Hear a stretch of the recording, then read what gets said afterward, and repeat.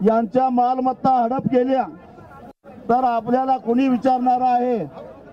त्यांना मला एवढंच सांगायचं आहे, या पृथ्वी तलावर सगळ्यात मोठा प्राणी कुठला असेल तर तो हत्ती. हे जरा थांब के बाबा, काय चाललंय, थांब के. या जरा सूचना द्यायचं बंद करा, आपोआप शांतता प्रस्थापित होते. या पृथ्वी तलावर सगळ्यात मोठा प्राणी कुठला असेल तर तो हत्ती. पण त्या हत्ती जर मुंगी मोडून पडतो हे लक्षात ठेवा. तेव्हा हे HND जैन बोर्डिंग जाता जाता घशात घातलं. धर्मादा आयुक्त आमच्या खिशात आहे, आमचा पाहुणा आहे, इथला खासदार आहे, इथला मंत्री आहे. म्हणून कुणाला जर असं वाटत असेल तरी ते मूर्खाच्या नंदनवनात वावरतात असंच मी त्यांना सांगतो. आमचं कुणाबरोबर वैर नाही. आम्ही शांततेच्या मार्गाने जाणारी माणसं आहोत. जगाने जगू द्या हे आमचं तत्वज्ञान आहे. आई परमो धर्म या न्यायानं वागणारी आम्ही माणसं आहोत. पण याचा अर्थ आम्ही नपुसंक नाही हे लक्षात ठेवा. अहिंसेचा दागिना मर्दाच्याच गळ्यात शोभत असतो, बाकी कुणाच्या नाही. दुसरा शब्द वापरणार होतो मी पण वापरत नाही. आणि म्हणून कुणी असं समजायचं कारण नाही. खर तर वालचंद शेटने हे बोर्डिंग स्थापन केलं 1958 साली. एका उदात्त हेतूनं महाराष्ट्राच्या कानाकोपऱ्यातून गोरगरिबांची जी पोरं पुण्यामध्ये शिकायला येतात, कारण पुणे हे विद्येचं माहेरघर आहे.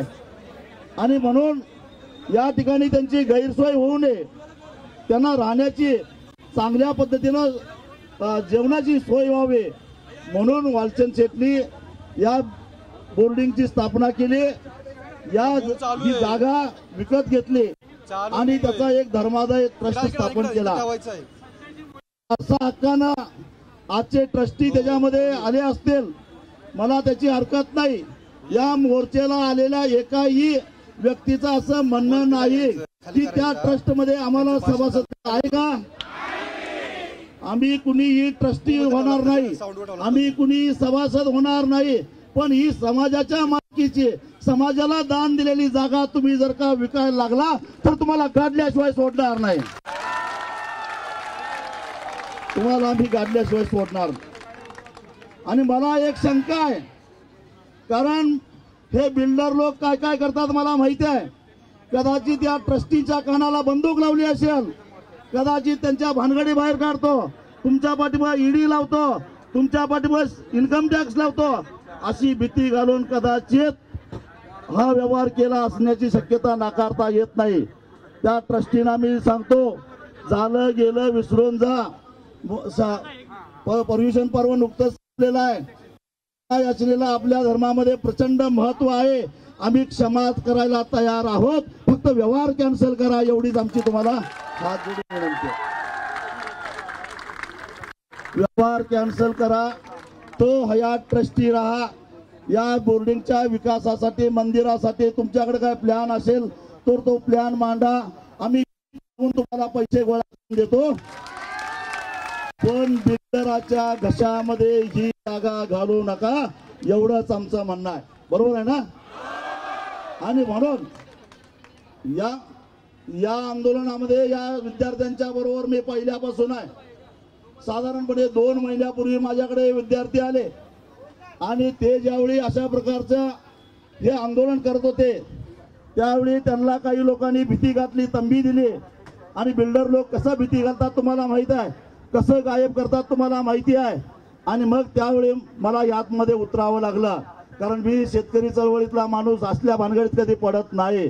पण जेव्हा या माजी विद्यार्थ्यांना भीती घातली गेली, तंबी दिली गेली, त्यावेळी मग थेट मैदानात मीच उतरलो. काय व्हायचे होते म्हटलं. आणि त्यांना सांगितलं, अरे या महाराष्ट्रामध्ये माजलेले एक साखर सम्राट त्यांना वटणीवर आणणारा मी मिरिंग मास्टर आहे. माझ्या वनादाला लागू नका. आणि या पोरांच्या अंगाला जर हात लावला तर याद राखा परिणाम चांगले होणार नाहीत. कारण जरी आम्ही चळवळीमध्ये काम करत असलो तरी तुम्ही जे उद्योग करताय त्याच्यापेक्षा मोठे उद्योग करायला आम्हाला काय कमी होणार आहे. आमच्यात तेवढी ताकद आहे, अशी मनगट आमच्याकडे आहे. मी तुम्हालाही सांगतो, या मोर्चामध्ये का गेला, या चळवळीमध्ये का सामील का झाला, म्हणून जर का तुम्हाला कुणी जर का भीती घालत असेल तर फक्त मला सांगा, त्यांना एकाला बघून घेतो, घाबरायचं नाही. अरे आयुष्यामध्ये एवढी मोठी ताकद आहे. महात्मा गांधींनी आयुष्याचा आधार घेत या देशामध्ये इंग्रजांना हाकलून लावलं. एवढी मोठी ताकद आयुष्यामध्ये आहे, लक्षात ठेवा. शांततेमध्ये आहे. आणि जगाने जगू द्या हा तर आमचा आत्मा आहे, हा विचार आमचा आत्मा आहे. त्यामुळं सत्याच्या मार्गानं, सत्तेच्या नव्हे, त्यांच्याकडे सत्ता असेल, आमच्याकडं सत्य आहे. सत्याच्या मार्गाने संघर्ष करून हे बोर्डिंग आम्ही पुन्हा वाचवणार आहोत, मंदिर वाचवणार आहोत. बघूया काय करतात. आता विक्री तर झालेली आहे. मी काय सांगतो ऐका, ही विक्री झाली.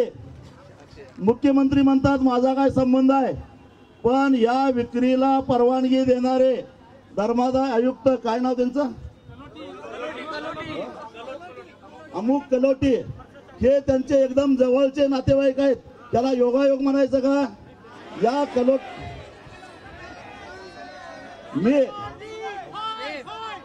मी या कलोटीना फोन केलेला होता आणि म्हटलं मला भेटायला यायचं आहे, मला जरा ही काय भानगड आहेत ते समजावून सांगायचं आहे. तुम्ही गैरसमजातून परवानगी दिली असं मला वाटतं आणि मला भेटायचं आहे. मला त्यांनी 11 तारखेला वेळ द्यायचं कबूल केलं आणि त्याच्या आधीच परवानगी देऊन टाकली. म्हणजे त्यांना माहिती होतं मी काय येतोय ते. एवढी गडबड का? या कलोटींना मी एक प्रश्न विचारतो, तुम्ही धर्मादाय आयुक्त म्हणून काम करताय, तुमच्याकडे अनेक ट्रस्टच्या अनेक विश्वस्तांच्या तक्रारी आल्या असतील, पेंडिंग प्रकरण किती आहे तेवढी सांगा. आणि मग हेच प्रकरण का निकालात का आवडलं? कारण याच्यामध्ये तुम्हाला काहीतरी पैसा खायला मिळाला, त्याशिवाय तुम्ही असं करू शकत नाही.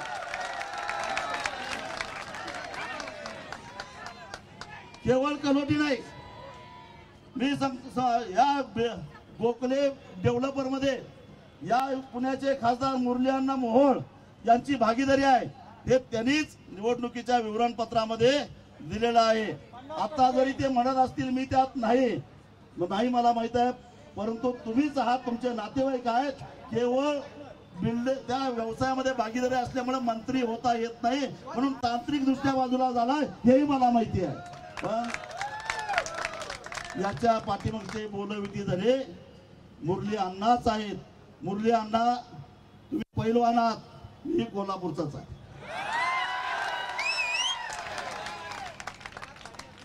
तुम्हाला एवढंच सांगायचं आहे की या भानगडीतनं बाजूला व्हा. अख्खं पुणे पडलंय तुम्हाला, अख्खं पुणे पडलंय, पण याच्या भानगडीतनं बाजूला राहा. या पुण्याला पुण्याचं विद्येचं माहेरघर असं म्हटलं जातं. महाराष्ट्राच्या कानाकोपऱ्यातून गोरगरिबांची पोरं या ठिकाणी शिकायला येतात. त्याला आधार एकच आहे, जैन बोर्डिंग.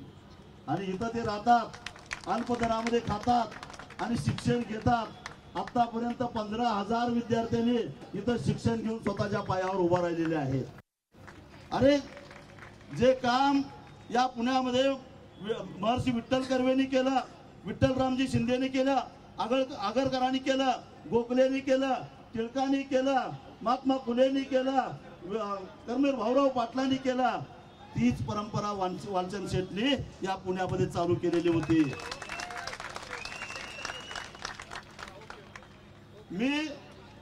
माझी मुख्यमंत्र्यांना विनंती आहे, तुमचा अधिकार वापरा.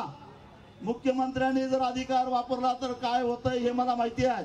त्यांनी अधिकार वापरावा आणि कलोटीला फोन करावा आणि ताबडतोब फेर सुनावणी घेऊन हा व्यवहार रद्द करावा.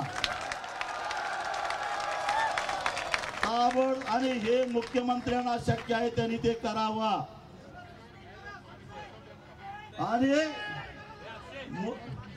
हे जर नाही झालं तर आता काय नावावर झालंय म्हणतील ते, एवढ्यावर संपणार नाही. मी या ट्रस्टींना सुद्धा विनंती करतो, त्या गोखलेच्या हातापाया पडा, जे काही पैसे घेतले ते परत द्या आणि व्यवहार कॅन्सल करा. तुम्हाला खर्चाला पैसे पाहिजे असले तर आम्ही देतो, पण हा व्यवहार कॅन्सल करा. या व्यवहार आम्ही होऊन देणार नाही. आणि जर तुम्ही याच्यामध्ये पुढाकार घेऊन व्यवहार कॅन्सल केला नाही, दुसरा मोर्चा मुंबईत तुमच्या घरावर आल्याशिवाय सोडणार नाही. त्यांना काय वाटतं, एक दिवस पुण्यात मोर्चा काढला गप्प बसतील. गप्प बसायचं नाही. जोपर्यंत हे बोर्डिंग पुन्हा या विद्यार्थी येत नाहीत, पुन्हा हे बोर्डिंग चालू होत नाही, तोपर्यंत हा लढा संपणार नाही. कितीही किंमत चुकती करायला लागली तरी बेहत्तर, पण एचएनडी वाचवल्याशिवाय माग हटायचं नाही. अरे आचार्य शांतीसागर महाराजांनी इंग्रजांना नपवून आपल्या जैन मुनींना विहार करायला, कायदा करायला भाग पाडलेला होता, कायदा बदलायला भाग पाडलेला होता. आचार्य श्री एकटे होते. आज आपण एवढे आहोत.